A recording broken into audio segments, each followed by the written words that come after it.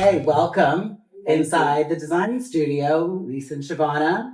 So excited to have you. I feel like this is like Watch What Happens Live, because the way we have the chairs angled, like you're very much, I'm going to be your Andy Cohen for the night. Oh, absolutely. Yeah. That is really exciting. Yeah. So, and we're in the design studio. We are in the design studio. All I ever, everything always goes back to Bravo. So I say this and every time we do a live version of this, but the inspiration for the title of Inside the Design Studio is Inside the Actors Studio, which was Bravo. Right. Back in the day, James Lipton. So, you know. Wow. I'm channeling my inner James Lipton and Andy Cohen. Okay. So we are talking about, and you have the book here, The Widow Clicquot, which, has anybody read it in the audience? Okay, cool. Partially, cool. Just so you know, quick plug for Audible. It's free on Audible until the 25th of October. At least that's what my app said. That's correct. So, and it's a great audiobook. So it's really well read. So if you don't have the time to like read it in person, you can listen to it on your computer. You get stuck in Houston traffic. Right. Yeah. So let's talk about first impressions of the book. And why are you looking at me? Because I haven't read it. Surprise, surprise. Yeah. I think I might have read it. How old is the book? It came out in 2009. I'm sure I read it. Yeah. Okay. Just not recently. It's not recent. Fair enough. But you know all about champagne, so you should be good. And I know all about women. Yes. Suffering through stuff. Yeah. I think you'll be good. I think we're gonna have a good discussion. I knew I could answer the question. Yeah. So first impression for the person who's read the book. Yeah. I loved it because it felt real. Yeah. Like it's a real story about a real woman facing challenges that even though this was, in the early 19th century, we still encounter now. Yeah. So very relatable. It's very relatable. Yeah. I thought what was so interesting as a small business owner is how many of the problems that she faced are exactly the problems that we all face today. Like it's was kind of really heartening to realize she struggled so much and then came up with Vogue, which has lasted, 250 years, which is amazing. Nuts. So she was Madame Clicquot, was widowed at 27, and she became a trailblazer in a male-dominated industry. Like there were other widows around, but she was really the dominant one. And she came to be famous in a time when women weren't really allowed to work, especially women of her social standing. How do you think her boldness and refusal to give up reflects the challenges that modern women, especially entrepreneurs, face? You go. I mean, so I've been laughing and talking a little bit with people here about Leisa Holland-Nelson, this personality that I put on and she can do anything. But modern women, modern entrepreneurs, it isn't even women, face incredible challenges. The first challenge we face is nobody thinks we're serious.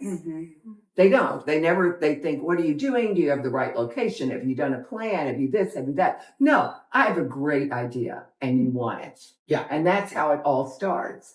But so many times people try to tell us, we don't know what we don't know. And we don't need to know what we don't know. And we really don't need to know what we can't do. And everybody wants to tell you that so that you could get broken down. So I think one of the first struggles any business person has, but especially an entrepreneur, is maintaining their confidence and their belief that they can do what they start out to do. Then, of course, planning is awfully important. And if you don't do that part, or if you don't deliver fabulous product, you're dead in the water. Yeah. If you don't like your customer, it's worse. Well, those are real things that happen, especially in your business. Yeah. Retailers hate customers because they're paying the buck. Yeah. Yeah. If it wasn't for Stanley Marcus, I still would. Yeah. He told me the customer was my business, not an interruption.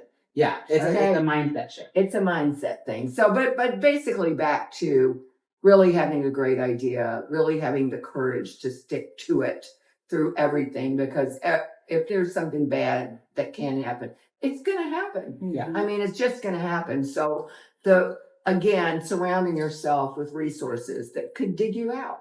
Yeah. And I don't mean financially so much as every other way. Yeah. Communities. Yeah. Yeah. What about you? Yeah, I don't have as many words as Leisa does about the topic, but I will say I agree on surrounding yourself with people who support you, but also People who don't. well, I think You the need thing to kick tires. well, here's the Yeah. deal. If you decide you want to do something, try it and see. And it may not work, but that's okay. What do you learn from that? And then how do you continue to sort of spiral up?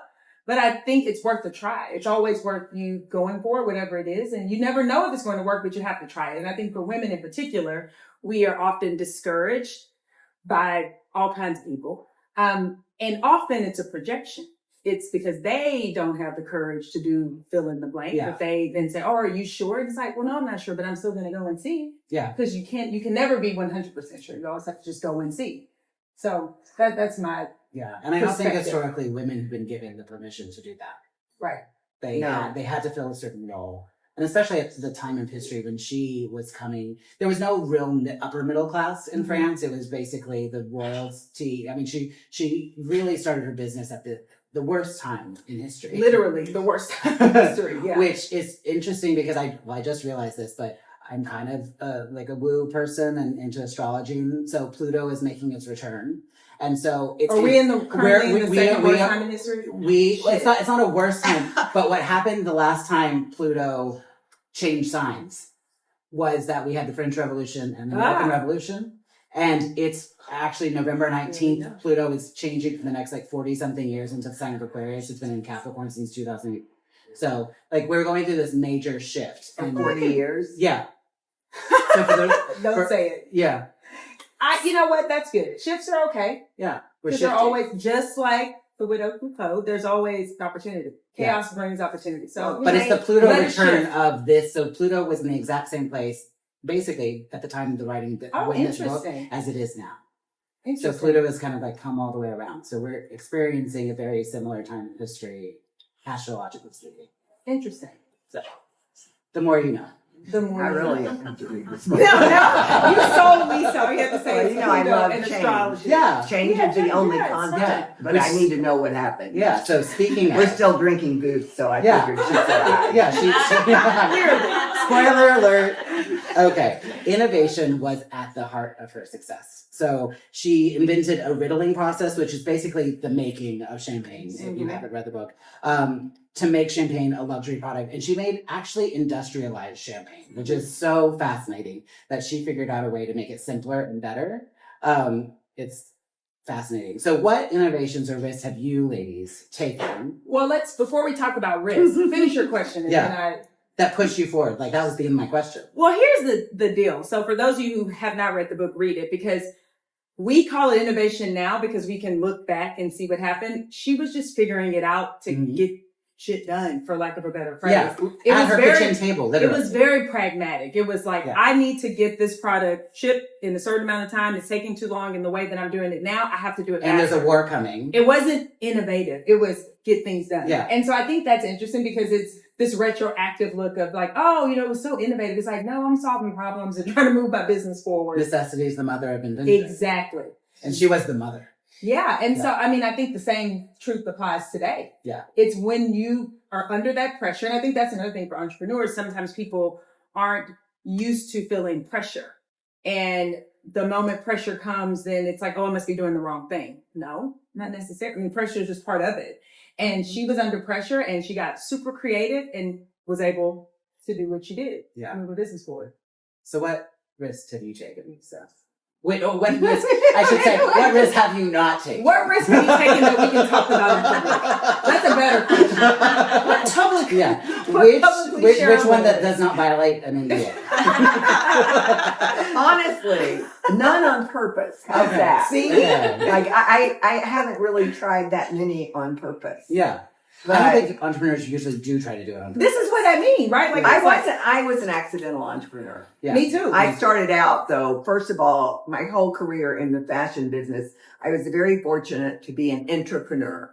I don't know if anybody understands that, but I was so lucky from really my first or second business. I was So based, explain what entrepreneur I'm going to is. say Yeah. an entrepreneur. My bonus was based on profitability, which made me own the place. I felt like no one ever told me I couldn't do anything. I ran every department, division, company I ever ran. And so I always felt it was mine, because if you're responsible for the bottom line, you're responsible for the bottom line, and that makes you feel it's your business. So that, I never thought I would really become an entrepreneur. It was desperation, like it was just, so for those of you who don't know, and many of you do, my husband, God rest his soul, just had a great time playing, what do you call it? Day trading? Day trading. Oh, yeah. And one day in the year 2001, in the summer, I was fortunate enough to discover that he had expended every cent I had and my daughter had.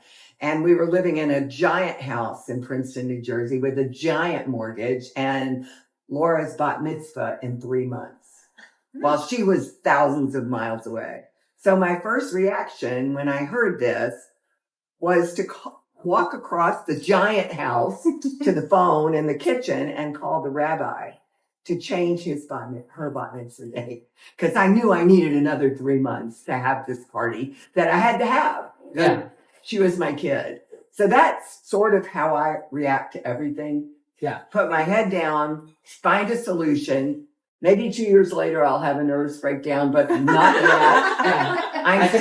I'm sort of still waiting. I mean, seriously, when I got here for 2 years, and there I am, and I've said this to somebody here before also, I get to Houston, 5th generation Houstonian. My friends have never worked a day in their life. Their grandmothers, they lived in River Oaks, or they lived in Memorial, or, whatever, and Tanglewood. And I am a single mother of a 13-year-old who has to put food on the table. And I did. I don't have any idea. I mean, You did it. the bravest thing I probably did was learn to stick my hand out and introduce myself and say, what can I do for you? Yeah. That was most of what I did. But there's been a whole bunch since I got here. Yeah. But I'm still here. But I did almost have a nervous breakdown in 2 years. Yeah, I can. Yeah. The doctor kept saying right away that I was depressed. You were heading there. I Yeah. was arguing. But no, Of at course one you were. point, we finally realized you better take care of yourself. Well, as far as risk, in my view, I fortunately Has not had this. Well, no, I haven't. Fortunately for that, but also I grew up in an environment, meaning like my family, that was super supportive. So I never really feel like I'm taking a risk in the traditional sense, and I'm never afraid of things. Like I'm just like, Yeah. because big secret I realize is nobody knows what's going to happen. Nobody. Yeah, nobody does. So why do we act like we know what's going to happen? No one knows. So you have to just try and see and be okay with understanding that not everything is going to work out perfectly, but what can you learn? How can you grow? How can you spiral up from whatever the situation, including being a single mother with a 13-year-old? You're like, okay, No. I got to figure this out. I agree with you to a point. Yeah. But I think when something catastrophic happens, it's very different. I mean, the rubber really hits the road, no matter how much your family loves you or how many people think you're the greatest That's true. or all that kind Yeah. of stuff. I mean, it's like WTF. Well, I think, what are okay, you really well, gonna here's do? the difference. Here may be the difference. So unlike you, I didn't, come back to Houston with friends or people who had already lived in, I'll say maybe a more charmed life. So for certain people, catastrophic is kind of like every day. Hey, I was living know the what I charm mean? life But before it that's started. my You were point already is- in the catastrophic. No, but I mean, I think for a lot of people, everything they do feels like rubber meeting the road because there's not a True. financial safety net. So everything is a thing you have to figure out. Yeah. Like, you know what I mean? Like, so you just learn that you build that muscle in a different way. So I think it just depends on sort of the experience you've had up to date. I think you can do anything. I can. I know I As can. can everyone here. Yeah, I think It's that. just I a think matter of about whether or not everybody. we do it. Yeah. It's a choice. I expect you to. Is that awful? You know that about No, me. you do. I do. You have expect high you. expectations. I That's do. great. And I don't think they're unreasonable, but they are high. They're not unreasonable. They're just. Yeah. You Hi. know, and look at you. You're doing it. Some days. Thankfully. Okay, so Madame Clicquot's story Yes. is about, we're talking about this persistence, especially through hardship. Now, she dealt with not just one French Revolution. I think there were 3 French revolutions in the course of her lifetime. Like, imagine that. Like, okay. So multi-year multi-year, wars and you know, conflicts. all different versions that ended up with a Napoleon, which is kind of funny. Yeah. And she had instability on every level, huge personal loss. She lost her husband at, 27, raising this young child. So she navigated all this. How do you, in your own business, navigate challenges like that? Like, what do you do? I mean, you have said you just put your head down and did Well, that was then. I mean, at this point now in my life, I think the first thing I do is stop and take a breath. And then I listen to everybody who's involved in everything. Yeah. Because sooner or later, somebody's going to say something that causes whatever it is to get solved. Yeah. So it's very different than the way you're less reactive. I'm very much less reactive. Yeah. Yeah, very much less. Yeah. You have a more calculated response. I'm not, well, it's calculated and then I'm listening. Yeah. You'll tell me everything I ever need to know about you. Yeah. If I just shut up and listen to you, Yeah. And it's very different. I'm not talking about me being quiet till you stop talking so Right. I can talk. I'm talking about asking you something that has something to do with whatever was catastrophic and hearing your version. Yeah. And paying attention. So that's probably the first thing I really do to try to figure out. What were you saying? Well, I don't know what She doesn't. I was going to say, ask her again. Everybody She won't. knows I can't say anything twice. So I think, like Leisa, it's Okay. having the mind to be able to stop and pause and Yeah. say, okay, what is actually happening? Because not everything is an emergency. Not everything is something that you need That's to a respond. really important. Yeah, not sometimes it can feel like that because you have this demand and these obligations. So it can feel like everything is an emergency, but that's just not true. Yeah. And being able to just pause and, like you said, center yourself first and then say, okay, what is actually happening? And then who do I know that can be a resource? Like you said, Right. maybe they've experienced it. Maybe they know someone who can help you sort of untangle whatever web you're in. Because usually there's some help somewhere if you can take a pause and really give yourself the time to think through it versus being reactive and trying to solve the problem a little bit. And sometimes things just work themselves out. Yeah, it's true. Sometimes patience is the best answer. Mm-hmm. Yeah.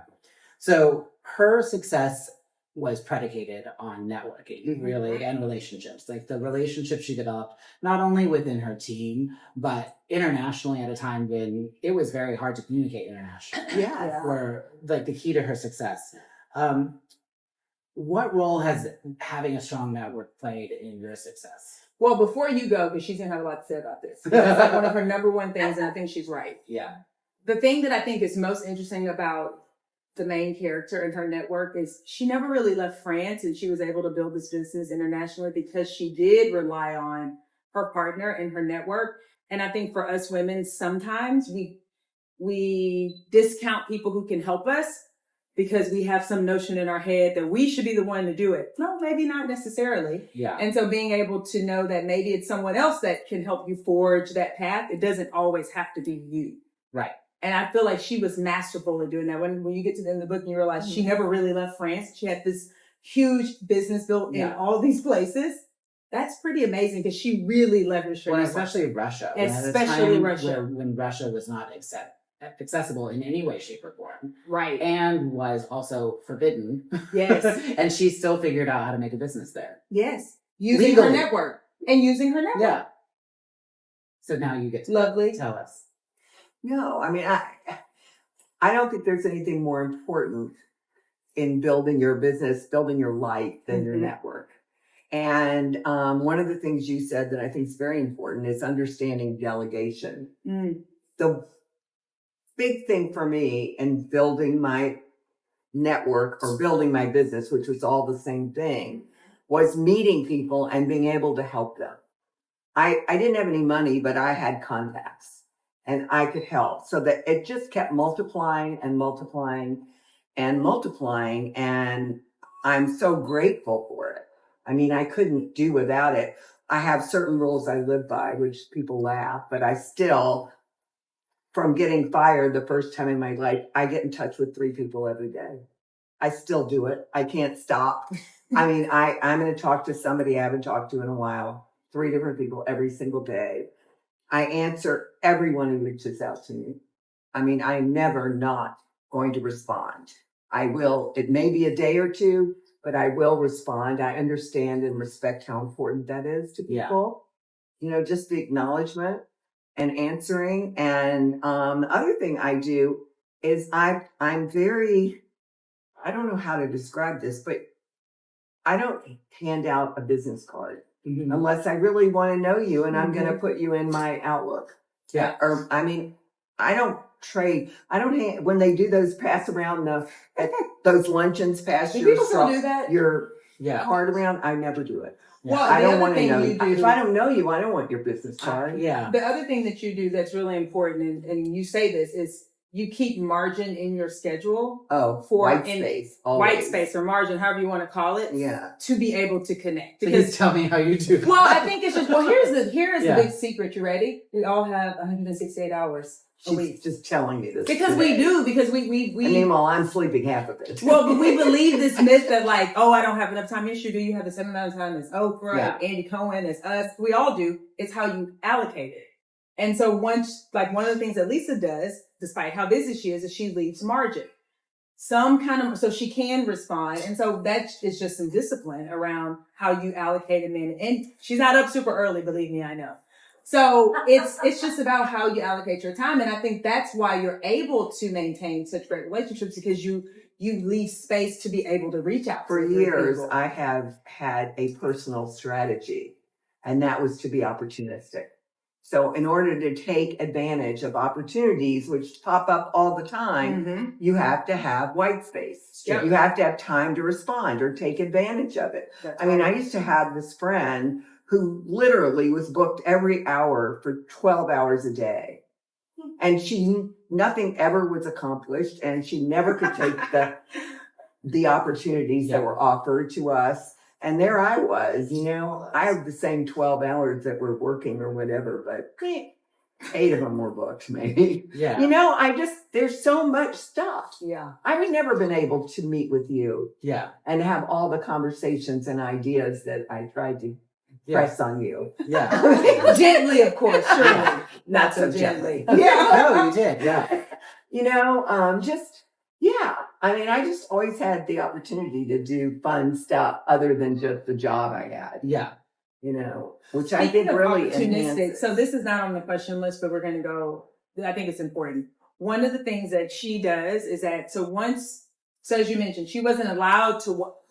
It wasn't socially the norm for her to work, Right. and because of her social status. But if you were widowed, then you kind of got a pass. Yeah. And I feel like she was opportunistic because there was some notes made about like, well, surely she was so interested in men, but she never remarried. No. Because she knew that if she would have gotten married, that would have interfered with her ability to run her business. So she was very thoughtful. Yeah. And I was like, oh, this is in that time, like that's almost unheard of. Yeah. No, she was very smart that way. Very smart about taking advantage of, okay, if I were married, I wouldn't be able to do this anymore. And so she dressed in her widow garb, whatever. Yeah, it was very, the personal brand was strong. Yes, it was like fascinating. You're gonna love it. You're gonna love it. Minus the widow garb. You wouldn't be into that, but that's an interesting thing. Isn't it? But she did it. Yeah, we have a friend. There are people in this room that have a very good friend who lost her husband probably 4 months ago. My husband passed away 14 months ago, I guess, whatever.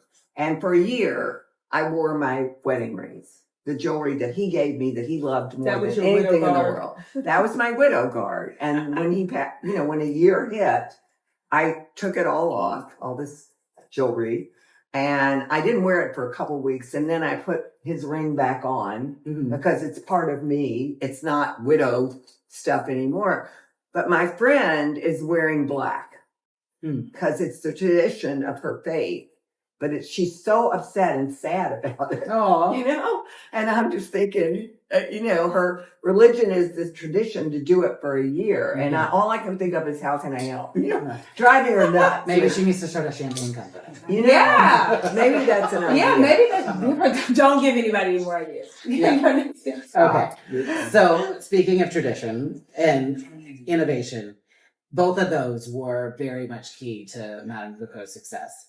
And it's being new and also something that's old and trusted, like balancing those two things at the same time, which is so hard, but which I think most successful businesses do. You have to have a legacy and also be the new thing all the time. How do you figure out how to balance that, especially in a world now that moves, or at least seems to move so quickly, especially with social media?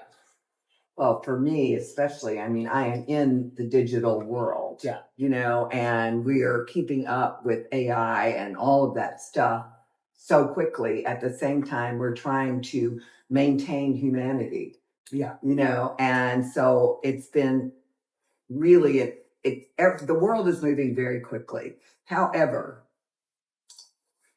the good news is we've all learned, especially in the last month, that technology is not making technology work. People are. Yeah. So the more that we can promote ingenuity, you know, innovation, and yet manage like the hysteria, whatever you want to call it, Yeah. you know, I think that's an incredible opportunity for all of us right now. Yeah. So I think that that's very important. I just opt out. I mean, people who know me, I don't own a television. I just opt out and I'm doing fine. So I would say my advice is don't get lost in the sauce. People, I don't need to move as fast as I need to do this.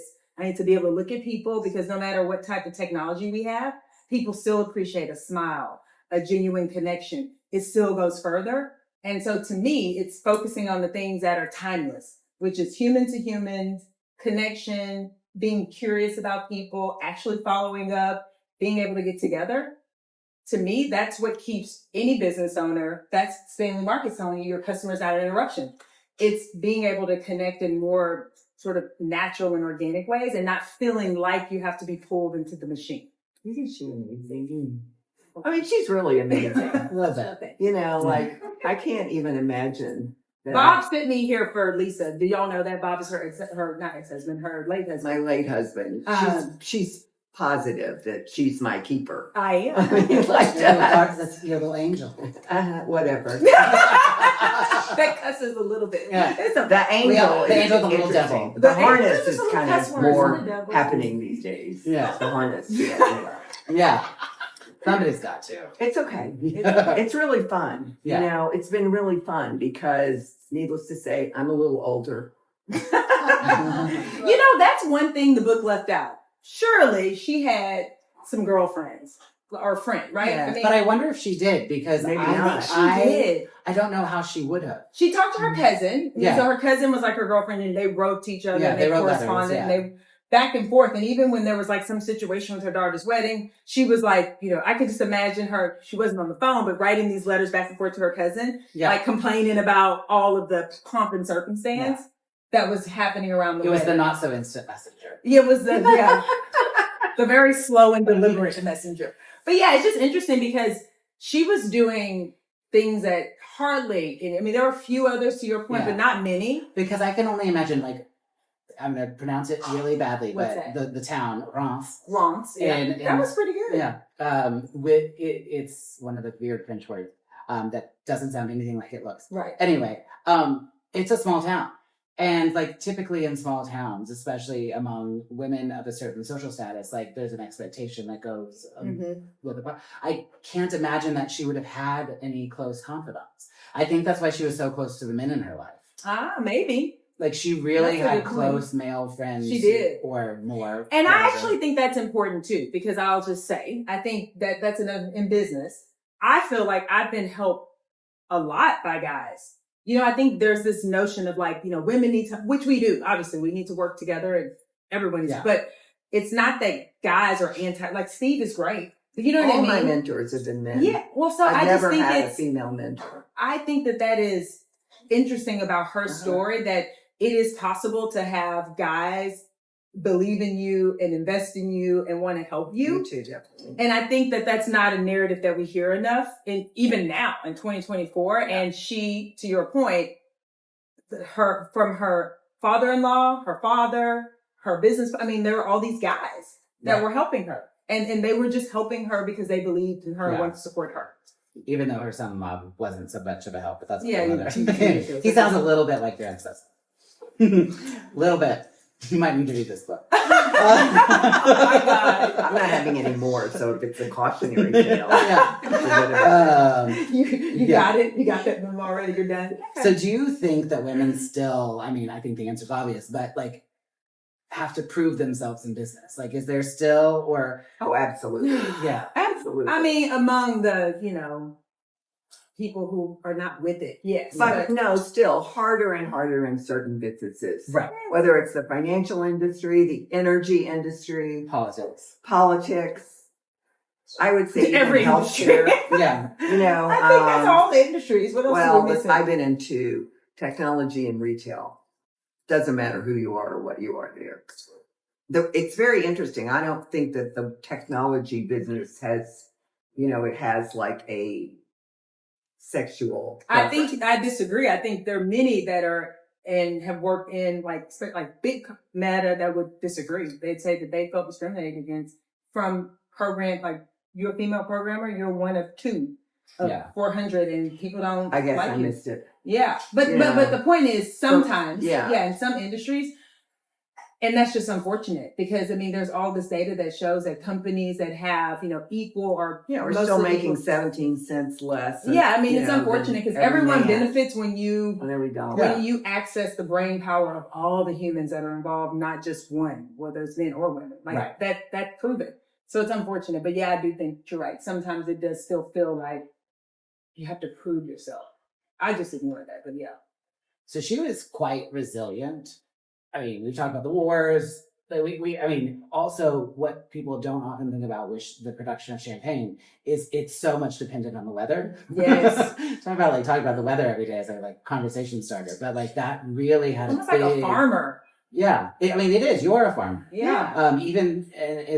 But on a really high level, and you're not only dealing with this year's crops, you're dealing with 3, 4, 5 years down the road. Supply chain. Yeah, some supply chain issues. Exactly. Big time. So her story really highlights resilience. How important is resilience for entrepreneurs? What? I'm not sure there's anything more important. I think that I think it's probably number one. Chief thing you need to have. The grit factor is I think. Oh, yeah. It's everything. Yeah. You don't even know. I'm going to go back to caveat, though. What? You actually have to have a real product that people actually want. Yes. And for real. Because I think that we're in an age now with some people, it's like, what? Where is the market? What is the market for the thing? It just can't be you think it's cool. But also there are some people who are delusional until they're not, and all of a sudden it hits. Yeah, maybe. Because sometimes it's you're just waiting for that right moment. Everyone thinks you're crazy until all of a sudden it's the biggest thing since sliced bread. So I think there's a fine line. Yeah, you're right. Well, and here's the thing. It depends on what your end game is. So you mentioned legacy earlier. Is your end game just to start a business? Lots of people start businesses. Yeah. I'm not really, so what, right? You can just go start a business. Or is it to build a legacy and build a business that is not just you? Right. Or, it just depends on what your goal is, right? And I think sometimes that big hit, and then in 2 years, you're like, who? You've never even heard of them, right? So I guess it just depends. Yeah. Yeah.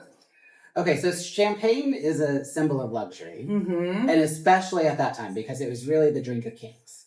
Champagne wasn't... Very expensive. Yeah, it was so expensive. And her genius was really marketing. So much of... the yellow label came, which is weird because I think it's orange, but the yellow label came later. But I wore my book today. So, Yellow. This is interesting. Yeah. It's kind of in between. Yeah. It's kind of gold. Yeah, gold. It's gold. It's golden. Anyway, see, we're even talking about that marketing stuff. Yeah, the genius of it. Okay, so her genius is really in making something that is completely not accessible, desirable to a broader market. And that's the key. And I was listening to this podcast today. I didn't get to finish it, but it was talking about are dupe brands hurting the luxury industry. Because there's dupes that are knockoffs, where I'm knocking off the Louis.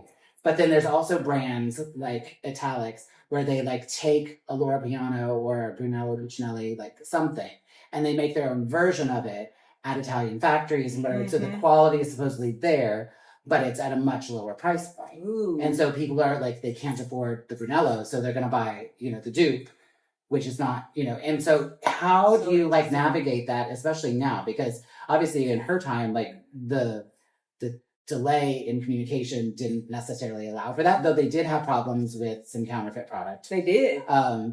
So that's not a new thing. But today it feels like everything's moving so much faster and information is so quick. How do you deal with like that balance between having a luxury or desirable perception and also wanting to make something that you could sell a lot of? Well, so many companies have the 3 levels, not even 2 levels, but 3 levels of product: luxury, in between, and El Cheapo. Yeah. I mean, you're gonna Or well, it's intro. true. You're How about gonna intro. El Cheapo. Can we say intro? Let's say intro. Intro. I mean, El Cheapo. designers are perfect example. Oh God, what's her name? Can't think of her name. Clothes or No, jewelry. What's her name? Kendra? Yes. So Kendra Scott. Scott started out in the middle. She had a medium price product that everybody loved and everybody could afford.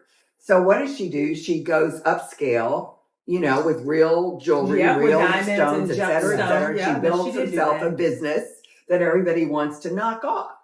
But why bother? She kept her product ahead of the market. She kept the middle product, which is her bread and butter. And now she's doing Target. Yeah. So you can't catch her. Yeah. And I think that's the point. I think that as the person that's interesting. got the product, Yeah. the product has to continue to evolve in front of the guy that's going to make it cheaper. Right. Because there's always going to be somebody that makes it cheaper.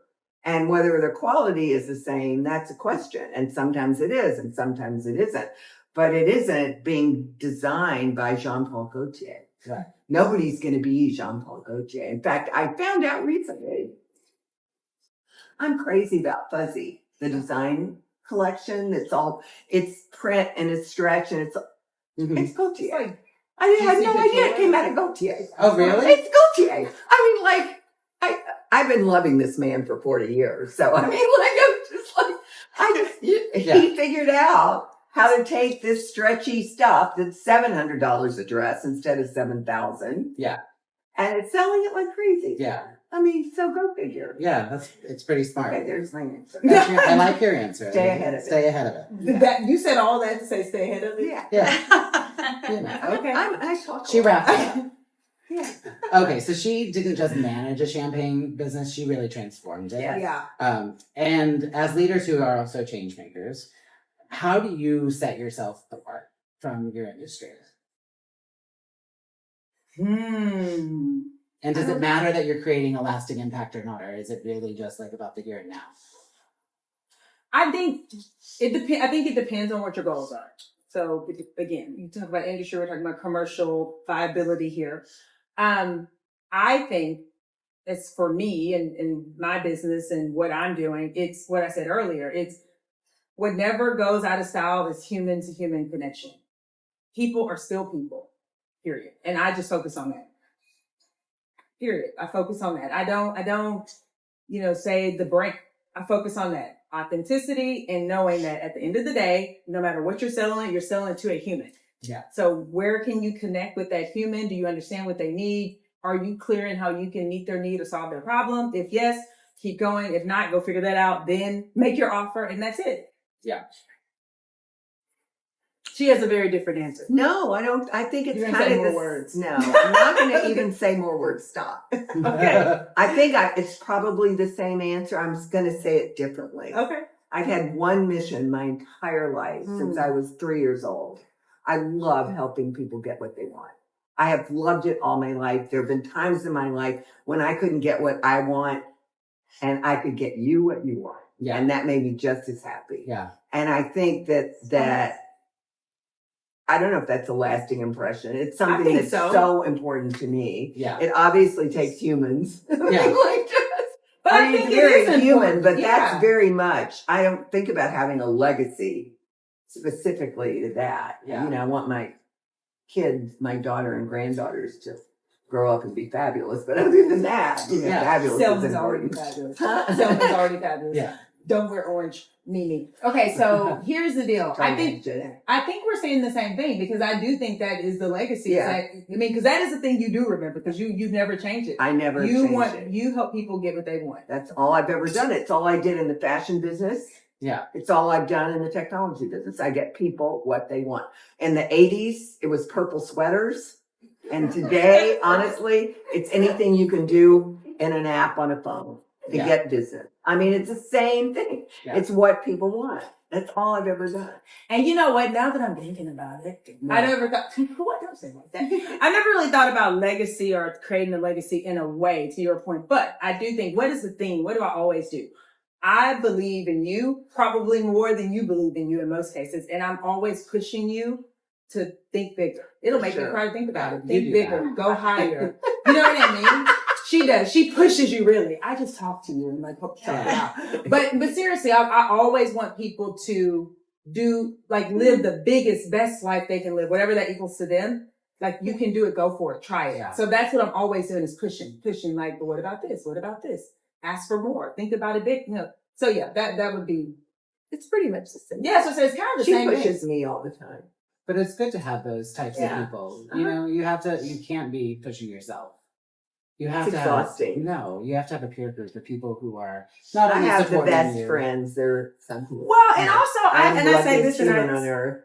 she is. I am. Because I am. No, but I say this all the time. It's like I want people to see them like I see them. Because when I look at you, like I literally see, and I'm not going to cry myself an eyeliner, but I do. I feel like anything you want to do, and Yeah.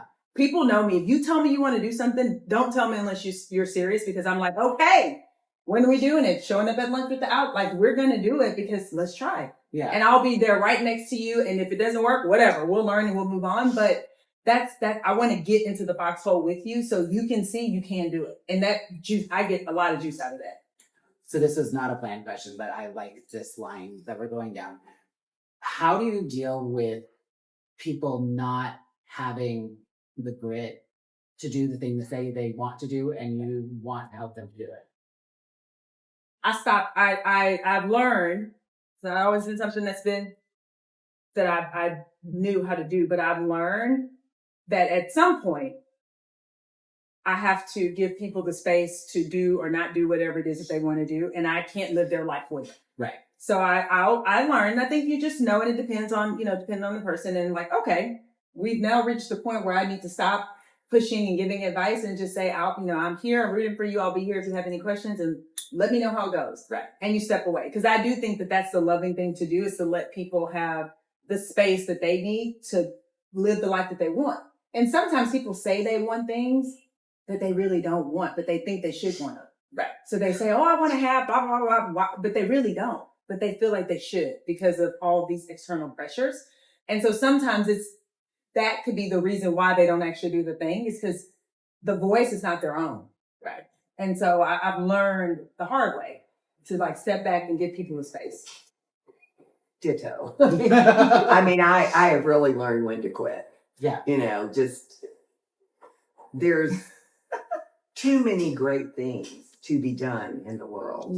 Amen. And when you recognize that whatever you're doing isn't going to really work, move on to the next thing that might work. Yeah. So I think that's a powerful thing as an entrepreneur is having grit, but knowing when to move on. Yeah. Don't throw good money after bad, said my ex-husband. That was actually wise. Smart. Yeah. Don't waste don't keep, especially if you don't really want to do it. Like you have to be sure that you're doing the she things did that you that want to too. do. Like she actually tried to expand her business into all these other things, Yes. like banking, And it failed. And it failed, and she knew quickly, I got to get out. And even though it took her a long time And a lot of money. yeah, but she knew I got to get out of this, and it didn't. Okay, so spoiler, but still read the book. But the difference is the banking thing wasn't really her idea. Remember, that was the son-in-law and some other, good for nothing kind of pushing this, and she just supported them because. But she even said like, "Why am I even doing this?" Which is when she said, "You know what? I'm out." She was trying to make him happy, Right. to make her daughter happy. Right. So it goes back to: do you really want to do this, or are you letting other influences push you? It's true. Yeah. Okay. I have to say on the point of my daughter, I just go, okay. It's true. Yeah, that's fair. I mean, I'm not fixing her ever again. Smart, Not that smart I mind. could, but No. you know, if I can help with an answer, I do. But she's smarter than me, so you know that. You're hanging out with her I a know. lot. She's a pretty smart one. So, in case people don't know, Lisa's daughter is Laura Max Rose, who also has a podcast. We're all like podcast people. That I just recorded another episode yesterday. Oh, So, awesome. So Yeah. y'all can listen. We'll go listen. yeah, It'll it's be all out about probably politics. tomorrow. It's about Oh politics. God! Yeah. So you do not Oh, listen. my God. No. Next question. No, it was actually Raining very, rain. like, the great thing about Laura is that you can have a really difficult conversation or like complicated conversation, not even difficult, about complex topics because you're actually talking through it. And I think That's rare. Yeah, it's rare. She had to learn it from somebody. Oh, please. That girl is just like me. I don't care what she says. Everything she outlines, everything she says, everything she shares. I mean, like, This lady. it's frightening. My friends know. I mean, it's This true. lady. I mean, she thinks, well, she's my daughter. Yeah. She had to put up with all this stuff. God bless Laura. Next row. God bless her. What doesn't kill you makes you stronger. There you go. So normally at the end of our book club discussions, I ask who you would cast in the movie. But since they already made the movie, Oh yeah. which you should watch, I have Oh, not no, gotten a yeah. chance to watch How it yet. old is the movie? It came out in America this year. Oh, Yeah. cool. So Haley Atwell, I think, starred, and also speaking of entrepreneurs, she also executive produced it. So not knowing that, and not knowing that it's a movie, if you were to cast anybody from any time in history, because now we're not trying to cast the movie in now, but is there any actress that you think embodies the Widow Clicquot? I'm the wrong person I to can't ask really this question answer because I I haven't don't. read the. I haven't Well, read not that. I mean, well, you know, no, just because I don't know. I mean, all the actresses I know are like, from 40 years. I mean, I No, but just that's don't know. good. I'm like, That's why I said any time in history. So, like, is Yeah. there an actress who embodies, like, who this person would be? not that I can think of, but I think any woman who, to the point you made when we started this conversation, who has really comprehensively gone through all the things. Losing a husband, being a single mom, starting a business, having that business fail, being over leveraged, and still believing in herself enough to make it work. I actually think it should be not a fake, like it should just be this unknown, undiscovered, just everyday woman that we probably all know, or maybe even have lived parts of that story. Yeah. That too should be cast, because I think that would make it a more authentic piece, because it's just real life. That's why the book was so good. Yeah. So an unknown. Yeah, like just I don't know, me, whoever. We'll come Lisa. back and answer someday. Yeah. Why Why not? I purposely didn't think about it until just now. So who would you cast? So the person who immediately sprang to mind is Catherine Hepburn. Because she, That's both actually as a good. woman in her personal life and as an actress, was a woman in a man's world. Yes. She literally wore the pants. Yeah, And that's I a good feel one. like She who really did. better than Catherine Hepburn to embody fabulous, the too. spirit of. She's not gonna wear the widow garb though. See, No, but that's she would have made it chic. And Not true. Jean Tierney. Oh, that's a good one too. I was. Yeah. I don't know why. because you didn't read the book, but that's okay. That's neither here nor there. You will. Well, with These that, are done. thank you so much for coming inside the design studio. Thank you Thank for you for having me. having us. This was just wonderful. Thank fun. you. I had fun. Thank you so much. And Until thank next all time. of you.